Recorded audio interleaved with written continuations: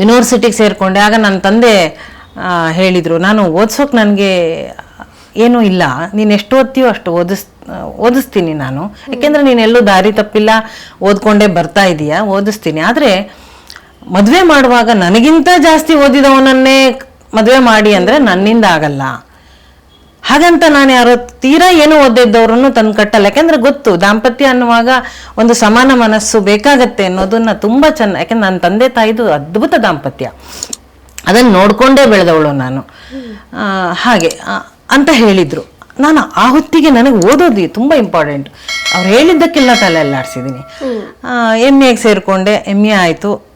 Doctor Rangaraj Vanadurga ಅಂತ ನನ್ನ ಗುರುಗಳು, ಅವರು ನನಗೆ ನೀನು PhD ಮಾಡು ಅಂತ. ನಾನು ನನ್ನಿಂದಾಗ ಎಲ್ಲ ಅಂತ ತುಂಬ ಕ್ಯಾಶುವಲ್ ಆಗಿ ತೊಗೊಂಡು ವಾಪಸ್ ಊರಿಗೆ ಹೋದೆ. ಅವರು ನಮ್ಮ ತಂದೆಗೆ ಫೋನ್ ಮಾಡಿ, ಇಲ್ಲ ಅವಳು ಮಾಡಬಲ್ಲಳು, ನೀವು ಮಾಡಿಸಿ ಅವಳ ಹತ್ರ ಅಂತ ಅವರು ಪ್ರೆಷರು, ಬಹುಶಃ ಅದು ಕಾರಣ ಆಯಿತು ನಾನು PhDಗೆ ಬರೋಕೆ ಅಂತ ಅನ್ಸತ್ತೆ. ಆದರೆ ನಂದು ಮುಂಚಿಂದನೂ ಒಂದು ಸ್ವಭಾವ, ನನಗೇನು ಸರಿ ಅನ್ಸುತ್ತೋ ಅದನ್ನು ಮಾತ್ರ ಮಾಡ್ತೀನಿ ನಾನು. ನನಗೆ ಮನಸ್ಸಿಗೆ ಬರದೇ ಇರೋದು ಅಡುಗೆನೂ ಮಾಡಲ್ಲ ನಾನು, ನನಗೆ ಅನ್ನಿಸ್ಬೇಕು ನಾನು ಮಾಡ್ತೀನಿ ಅಷ್ಟೇ.